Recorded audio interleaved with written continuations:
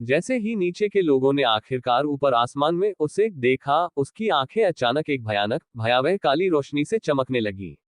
उन आंखों की गहराई में एक आदिम काला घेरा तेजी से घूमने लगा और तुरंत ही धरती पर एक विनाशकारी दबाव छा गया। गर्जना। जैसे ही उसने अपनी सर्वोच्च उपस्थिति प्रकट की, पूरा आत्मा चोर तारामंडल गहरे भय से कांपने लगा, यह महसूस करते हुए कि एक ऐसी शक्ति जो उसे पूरी तरह से मिटा सकती है, आखिरकार आ ही गई है। उसने अभी अपनी असली भयानक गहन शक्ति प्रकट नहीं की थी, लेकिन तारामंडल और नीचे की हर आत्मा अपने शरीर और आत्मा पर पहले से ही पूर्ण विनाशकारी भय का अनुभव कर रही थी। उल्टी ऊपर उस परम सत्ता की मौन निरपेक्ष निगाहों के नीचे उसकी निगाहों में फंसे लोगों ने गाढ़ा काला खून उगलना शुरू कर दिया। उनकी आंखें हिंसक रूप से लाल हो गईं क्योंकि उनकी आत्माएं विनाश के दर्दनाक किनारे पर ले जाई जा रही थी। उफ। आह। निराशा की एक ध्वनि में दर्द और पीड़ा की चीख गूंजी। और ये तबाही सिर्फ आत्मा चुराने वाले तारालोक तक ही सीमित नहीं थी। आसपास के हर तारालोक या ग्रह के हर निवासी को तुरंत वही अस्तित्वगत भय, वही भयानक दबाव अपनी आत्मा और शरीर को कुचलता हुआ महसूस हुआ। सोचने पर, उफ, हम परिपक्व हो चुके हैं, फिर भी इतने कमजोर। आह। बहन। जमीन पर पीड़ा के बीच काइजी की आवाज एक टूटी हुई फुसफुसाहट थी, परम प्रेम और घोर भय का मिश्रण। उसने लाल रंग की उस भयानक महिला की ओर देखा, उसका मन उन्मत्त स्मृतियों में घूम रहा था। ऊपर वाली महिला जिसकी उपस्थिति ने दुनिया को तहस नहस कर दिया था, आदिम राक्षस देवताओं की नियंत्रक, वह सत्ता जिसने उसे लगभग मार ही डाला था, वही सत्ता थी जिसे उसने एक बार देखा था, जिसने उसकी रक्षा की थी, जिसे वह बहन कहता था। पुकारा। दूसरा पहलू बेहद दर्दनाक था, ऊपर ब्रह्मांडीय विनाश के ठंडे राक्षसी निर्माता के विरुद्ध उसकी स्मृति की कोमल उग्र रूप से रक्षा करने वाली बहन। और कौन हो सकता था, अगर वह टूटी हुई भयावह लाल वस्त्रधारी आकृति स्वर्गीय वध तारा देवता नहीं थी। उल्टी जैसे ही काइजी ने अपने सरल हृदयविदारक शब्द कहे, वह और बाकी लोग खून की कुछ और बूंदों से घुट गए क्योंकि उन्हें अपनी दृष्टि धुंधली महसूस हुई। फिर भी एक ठंडी अचानकता के साथ भयानक कुचलने वाला दबाव तुरंत हट गया। प्रश्नवाचक चिन्ह। धीरे धीरे गिरे हुए साधकों के समूह ने ऊपर देखा, उनकी आंखों में भय और भ्रम की स्थिति थी। प्रतिद्वंद्वी की आंखों से अंधेरी, आत्मा को चीर देने वाली रोशनी गायब हो गई थी, और उसकी जगह एक ठंडी, डरावनी मुस्कान आ गई थी जो पूर्ण विनाश का वादा कर रही थी। हे। सोचना, स्वर्गीय नियम वापस लौटेंगे और खुद को सुधारेंगे। हे। उसकी ठंडी, एक उपहासपूर्ण हंसी विशाल, शांत क्षेत्र में गूंज उठी। आप सभी को आशा की एक अंतिम, दयनीय चिंगारी देने का साहस करने के लिए, ज्वार मोड़ने के लिए। हे। लेकिन वह छोटी सी चिंगारी कुछ भी नहीं थी। हे। उसकी क्रूर आवाज ने उपहास किया, बचे हुए लोगों की निराशा का स्वाद लेते हुए। हे। अगर तुम तुच्छ प्राणियों के पास पर्याप्त समय होता, शायद लाखों साल तो तुम हालात बदल सकते थे। नीचे जो लोग सचेत थे, वे बस अपनी मुट्ठियां थामे रह सकते थे। घोर निराशा और घबराहट उनकी आत्माओं को निगलने के लिए दौड़ रही थी। नहीं, आतंक वास्तव में कभी खत्म नहीं हुआ, वह बस छिपा हुआ था। विनाशकारी निराशा को बस एक क्षणभंगुर हथियारबंद आशा ने कुछ देर के लिए ढक दिया था। हे। लेकिन क्या यह अच्छा नहीं है? हे। ऊपर आकाश में स्वर्गीय वध तारा देवता ने भय का आनंद लिया। स्वर्गीय नियम लौटते हैं, और यहां तक कि मूल अराजकता को उसकी पूर्व स्थिति में भी बहाल कर देते हैं। हे। ये सचमुच अन्याय होगा। हे। अगर मैं तुम सबको अभी नष्ट कर दूं, वह नीचे स्तब्ध, रक्तरंजित आकृतियों पर गरजा। उसकी ठंडी हंसी ने टूटे हुए लोक में मूल अंधकार की एक वास्तविक, भौतिक लहर भेज दी, जिससे दूर नष्ट हुए तारों के टुकड़े हिंसक रूप से कांप उठे। हे। तो फिर यह कैसे? उसकी हंसी चौड़ी हो गई, एक प्राचीन ब्रह्मांडीय क्रूरता को प्रकट करते हुए। हे। ये स्वामी तुम सबको एक बार और हमेशा के लिए एक मौका देगा। तुम जो अभी अभी दुनिया की प्राचीन सीमाओं को तोड़कर और अधिक शक्तिशाली हो गए हो, तुम जो शक्ति की एक शानदार नई ऊंचाई पर पहुंच गए हो, तुम तीनों को मेरे शैतान देवताओं के खिलाफ लड़ने के लिए चुनोगे। हे। अगर तुम सब कम से कम एक लड़ाई जीत सकते हो, तो ये स्वामी हे तुम सबको जीवित रहने देगा। उसकी ठंडी आवाज गरज उठी, जिसने पूरे देवलोक के भाग्य को एक अजीब, भयानक वातावरण में सील कर दिया। जी बैग। इसका तत्काल परिणाम जमी हुई भावनाओं का प्रलय था। आत्मा चोरी के क्षेत्र में एक सामूहिक, दर्दनाक आह भर गई। यह एक शब्द विजय, एक क्रूर, दर्दनाक विरोधाभास था। ये पूर्ण आशा की वापसी थी, जिसका तुरंत एक असंभव घबराहट में हथियार के रूप में इस्तेमाल किया गया। एक अर्थहीन रस। इसके लिए 3 आत्माएं चुनो और ईश्वर का राज्य बच जाएगा। हर चेहरा नई निराशा से भरा था। खेल का एहसास। अंतिम चुनौती शैतान देवताओं को हराना नहीं था, बल्कि 3 ऐसे लोगों को ढूंढना था जो इस पूरी आदिकालीन अराजकता का बोझ उठा सकें। हे, बेशक तुम सबको पूरा न्याय दिलाने के लिए। ये स्वामी मेरे शैतान देवताओं की शक्ति को तुम्हारी दयनीय वर्तमान शक्ति तक सीमित कर देगा। हे, स्वर्गीय वध तारा देवता की आवाज फिर गूंजी। यह अपमान एक अंतिम सूक्ष्म अपमान था। 10 दिन बाद ये स्वामी वापस आएगा। हे, उसने निष्कर्ष निकाला, और इसके साथ ही उसका भयानक रूप चुपचाप दमनकारी रात्रि आकाश में विलीन हो गया। थोड़ जो बच गए वे धीरे धीरे ठंडी जमीन पर धंस गए। हालांकि ऐसा लग रहा था कि उसने उन्हें बचने का एक मौका दे दिया है, लेकिन उसके आखिरी शब्दों ने नीचे बैठे देव सम्राटों के लिए एक कठोर सत्य की पुष्टि कर दी। उनकी अंतिम पीड़ादायक सफलता, उनके शरीर और आत्मा का अंतिम बलिदान, फिर भी दूरस्थ सच्चे देवलोक तक पहुंचने में विफल रहा था। थोड़ थोड़ थोड़ थोड़ मुख्य हॉल घुटनों के बल बैठा था, क्योंकि उनकी पहले से उठी आशाएं हिंसक रूप से कुचल दी गई थी। सोचिए, हमारे इतने बहादुर प्रयासों के बाद, खुद को विनाश के कगार पर धकेलने के बाद, हम अभी भी सच्चे देवलोक को नहीं छू पाए हैं। हा, एक आवाज गूंजी, उन्मादी उदास हंसी से भरी हुई। उसकी आवाज से यह एहसास फैल गया, उन्होंने असंभव को प्राप्त कर लिया था। केवल असंभव को पाना ही अभी भी मूल रूप से पर्याप्त नहीं था। सच्चा देवलोक शक्ति का विषय नहीं था, यह अस्तित्व का विषय था। उनका अंतिम आध्यात्मिक आधार पूरी तरह से नष्ट हो चुका था। वे अपनी अंतिम सीमा तक पहुंच चुके थे, और उनकी सीमा मृत्यु थी। असली शैतानों से लड़ना। हा, मानो हम जीत जाएंगे। निराशा का अंतिम कड़वा तर्क जड़ पकड़ गया। असली शैतानों ने भले ही अपनी साधना सीमित कर ली हो, फिर भी उनके पास युद्ध का अपना आदिम ज्ञान और अनुभव तो होगा ही। सबसे क्रूर मजाक, उसने जितने भी शैतान देवता चुने हो, उनमें से 3 योद्धा चुनने होंगे। सच, मेरी पूरी गांड, क्या तुम हमें अभी नष्ट कर सकते हो और हमारे मन और आत्मा की इस अंतिम अद्भुत यातना को और लंबा नहीं कर सकते? कई महान गुरु ठंडी जमीन पर गिर पड़े, पूरी तरह से टूटकर। उनकी आखिरी उम्मीद टूट गई और निराशा पूरी तरह से डूब गई। एक आवाज सन्नाटे को चीरती हुई सुनाई दी। नहीं, अभी सब खत्म नहीं हुआ है, चिउयाओ ने अचानक घोषणा की। उसने गिरते हुए बचे लोगों की ओर एक तीखी, अडिग उंगली उठाई।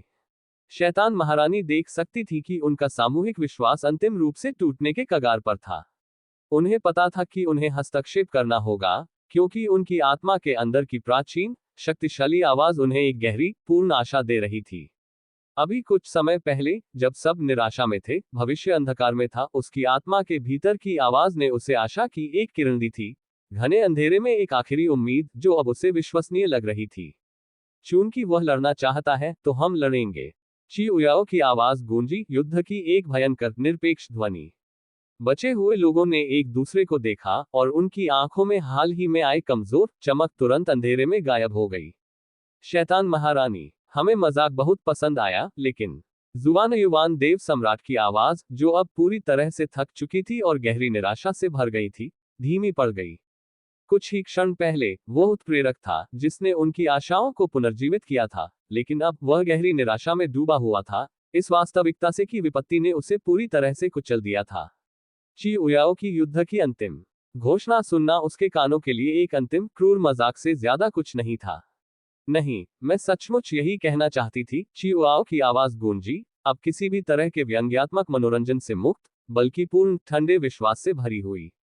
आपकी योजना क्या है, शैतान महारानी? जब बाकी लोग पूरी तरह हार मानकर सिर हिलाते हुए मुड़े, तो म्यू शिवानिन, जो चुपचाप सुन रही थी, आखिरकार बोली। उसका प्रश्न आशा से नहीं, बल्कि एक ठंडे, व्यवहारिक विश्वास से उपजा था।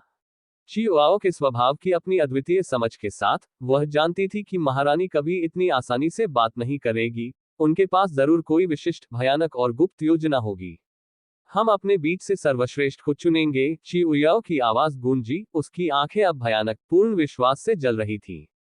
इस बार म्यू शिवानिन ने भी लगभग सिर हिला दिया, लेकिन राक्षस महारानी से निकल रहे विशुद्ध, ठंडे आत्मविश्वास को ध्यान से देखते हुए उसने चुपचाप सुनने का फैसला किया। अगर अब केवल साधना ही अंतिम बात नहीं है, तो हम सभी में से सर्वश्रेष्ठ को चुनेंगे, जिनके पास अपने साधना स्तर से कहीं ऊपर लड़ने की दिव्य क्षमता है। ची उयाओ ने घोषणा की, और अचानक उनके भीतर एक भयानक ज्ञान का झटका सा छा गया। लकवाग्रस्त लोगों में से बचे हुए लोग, अचानक उनके दिलों में आशा की एक सच्ची प्रज्वलित चिंगारी प्रज्वलित हो उठी। उसके जाने के कुछ ही घंटों के भीतर परमेश्वर के राज्य में एक मौन पूर्ण आदेश फैल गया, एक ऐसा आदेश जिसने लोगों को झकझोर दिया और अचानक एक अंतिम प्रज्वलित आशा को प्रज्वलित कर दिया। सभी क्षेत्रों में तुरंत युद्ध शुरू हुआ। ये देखने के लिए एक अंतिम भयंकर युद्ध की उनमें से सर्वश्रेष्ठ कौन है, एक हताश युद्ध जो पूरी तरह से अपने अपने साधना स्तरों के व्यक्तिगत युद्ध कौशल पर आधारित था, परम नायकों की खोज के लिए। ये परम योद्धा थे जो एक मरते हुए ब्रह्मांड का भार उठाएंगे, वे नायक जो स्वयं ईश्वर के राज्य की रक्षा करेंगे। पूर्वी दिव्य क्षेत्र में उन कुछ तारा साम्राज्यों के बीच जो चमत्कारिक रूप से अभी भी खड़े थे, योद्धाओं के लिए उन्मत्त युद्ध पूरे जोरों पर था। अरे तुम, हमारे साधना स्तर बिल्कुल एक जैसे हैं। हमारे राज्य का प्रतिनिधित्व करने के अधिकार के लिए इस स्वामी से लड़ो। एक वृद्ध आज्ञाकारी स्वर गूंजा जो अपने दीर्घकालिक पद की निर्विवाद गरिमा और शक्ति से भरा था।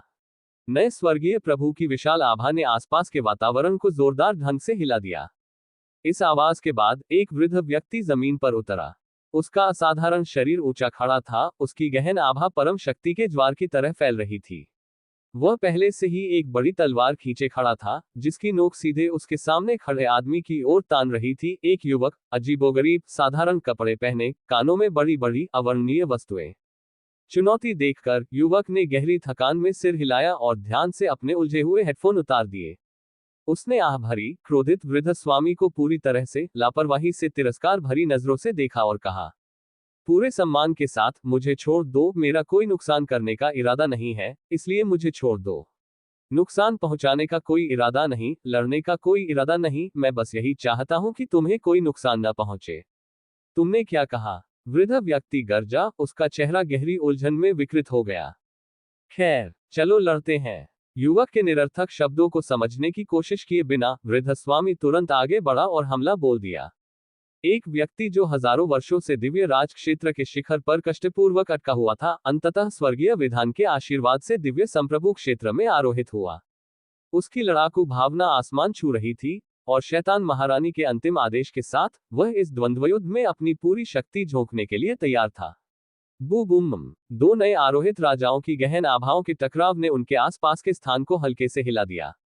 धमाका। हालांकि युवक की समान रूप से शक्तिशाली आभा के साथ रक्षात्मक विस्फोट के बाद किसी चीज के टूटने और नष्ट हो जाने की एक विनाशकारी ध्वनि तुरंत गूंजी। युवक का दिल उसकी छाती में जोर से धड़क रहा था, क्योंकि वह अपने हाथ में उस अजीब वस्तु को घूर रहा था जहां वह एक क्षण पहले थी। वह पूरी तरह से गायब हो गई थी। बूढ़ा आदमी जो आगे बढ़ रहा था, ठीक समय पर रुक गया। उसने युवक से बाल भर की दूरी पर अपना हमला रोक दिया। वह वास्तव में कभी पूरी ताकत से आगे नहीं बढ़ा था। यह एक व्यापक हित के लिए द्वंद्वयुद्ध था, न कि जीवन मरण का। अपने विशाल युद्ध मनोबल के बावजूद उसका योद्धा सम्मान उसे अनिच्छुक प्रतिद्वंद्वी को नुकसान पहुंचाने की अनुमति नहीं देता था। तुम ठीक हो? बूढ़े आदमी ने पूछा, उसकी आवाज में सचमुच उलझन का भाव था। उसने उस अजीब वस्तु को नहीं देखा था जो युवक अपने कान में पहने हुए था, और अब द्विदिव्य प्रभुता के विस्फोट के कारण वह कलाकृति पूरी तरह से वाष्पित हो गई थी, एक भी बिंदु शेष नहीं बचा था। तुम। युवक का सदमा तुरंत एक भयानक तीव्र क्रोध में बदल गया। अपनी अंतिम कलाकृति को खोना, जो कुछ भी उसका बचा था, पूरे देवलोक के पतन से कहीं अधिक बड़ा नुकसान था।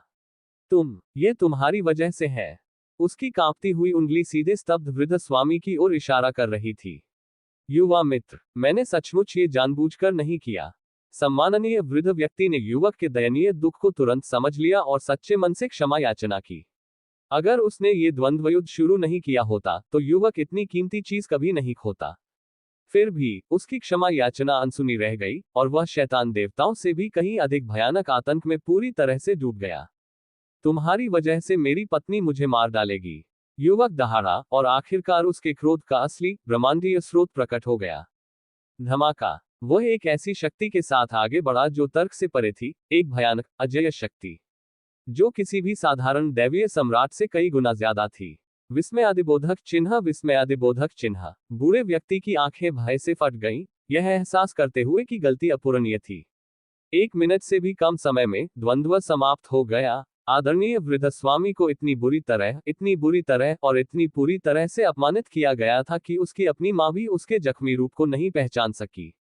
जल्द ही युवक ऊपर चढ़ गया और पूरी तरह से पराजित, सुअ के चेहरे वाले वृद्ध को जमीन पर तड़पता हुआ छोड़ गया। दृश्य से पूरी तरह गायब होने से ठीक पहले युवक ने वृद्ध स्वामी पर एक कीमती दवा की शीशी फेंक दी। उसने आदरणीय स्वामी को तो नहीं मारा, लेकिन वह अपने क्रोध को शांत करने में कामयाब रहा। जल्द ही उसकी आकृति दूर क्षितिज में गायब हो गई। दिलचस्प, गहरे शून्य से एक दिव्य प्रभु की आवाज, जो पूरा द्वंद्वयुद्ध देख रहा था, अचानक गूंजी। दिव्य संप्रभुता प्रथम स्तर की है, फिर भी अंतिम स्तर के दिव्य संप्रभु की शक्ति को टक्कर देने में सक्षम। दिव्य प्रभु बुदबुदाए, उनका मन असंभव गणना से चकरा रहा था। वे इस तारा साम्राज्य के राजा थे, वे स्वयं स्वर्गीय विधान के आशीर्वाद से दिव्य प्रभु लोक में आरोहित हुए थे। वे लंबे समय से इस प्रतियोगिता के प्रशंसक थे। उसने अन्य जीवित लोकों के राजाओं की तरह देवलोक का प्रतिनिधित्व करने वाले एक सच्चे विजेता को खोजने के लिए इस प्रतियोगिता का आयोजन किया था। हालांकि उसने उन क्षेत्रों में इतना भयानक रूप से चौंकाने वाला कुछ पाने की उम्मीद नहीं की थी जहां उसने प्रतियोगिता का आयोजन नहीं किया था, क्योंकि उसकी आंखें आशा और प्रत्याशा से चमक रही थीं। जल्द ही विशाल देवलोक में आयोजित इस तीव्र प्रतियोगिता के कुछ ही दिनों के छोटे कठोर समय में हर एक तारालोक के सभी विजेताओं, निम्नतम दिव्य मूल साधक से लेकर सर्वोच्च दिव्य स्वामी तक को चियुयाओ और उत्तरी दिव्य क्षेत्र के अन्य देव सम्राटों के समक्ष लाया गया। महत्वपूर्ण बात यह थी कि जब अधिकांश लोग मुख्य हॉल में एकत्रित हुए थे, देव सम्राटों ने उन लोगों के लिए सावधानीपूर्वक एक अलग संरक्षित क्षेत्र बनाया था जो स्वाभाविक रूप से उस क्षेत्र की प्रमुख अंधकार में गहन शक्तियों के अनुकूल नहीं थे। आशा का हर एक कतरा मायने रखता था। अंततः 9वें दिन उसकी वापसी की भयावह समय सीमा से ठीक एक दिन पहले चयन प्रक्रिया पूरी हो गई। अंत में केवल 3 ही शीर्ष पर थे, पूरे देवलोक के उन्मत्त हताश प्रतियोगिता के निर्विवाद अंतिम विजेता। वे परम कुलीन थे, अपने अपने साधना स्तरों में ब्रह्मांड की सर्वश्रेष्ठ प्रतिभा। वे चुने हुए 3 अब आशा के अंतिम हताश क्षण में संपूर्ण देवलोक का प्रतिनिधित्व करेंगे। चैंपियंस की अंतिम निर्णायक सूची तैयार की गई। पहला चैंपियन परम स्वर्ग विरोधी प्रतिभा था, जेया युवानबा, जो दिव्य आत्मा लोक स्तर 1 पर खड़ा था। दूसरा चैंपियन अप्रत्याशित रूप से अज्ञात घोड़ा था, जियाओमो, एक शांत, विचित्र, भयानक रूप से कुशल युवक जिसने द्वंद्वयुद्ध में अपने वरिष्ठ को तुरंत हरा दिया था, दिव्य संप्रभु स्तर 1 पर खड़ा था। और अंत में देव सम्राटों द्वारा लोक का प्रतिनिधित्व करने के अंतिम अधिकार के लिए अपनी अपनी क्रूर आंतरिक लड़ाइयां लड़ने के बाद विजेता दुर्भाग्य से अनिवार्य रूप से वही रहा। अपनी अद्वितीय बुद्धि, ठंडे रणनीतिक दिमाग और उत्कृष्ट युद्ध क्षमता की बदौलत वह अभी भी पिरामिड के शीर्ष पर खड़ी है, चियोयाव, देवलोक की शैतानी साम्राज्य, जो अपने अंतिम निराशाजनक क्षण में पूरे ब्रह्मांड का प्रतिनिधित्व करेगी। इस बीच गैर अंधकार गहन ऊर्जा साधकों को अलग करने वाले विशेष रूप से निर्दिष्ट कक्ष में जियाओमो पसीने से तरबतर होकर इधर उधर भाग रहा था। मैं पूरी तरह से पागल हो गया हूं, वह चिल्लाया।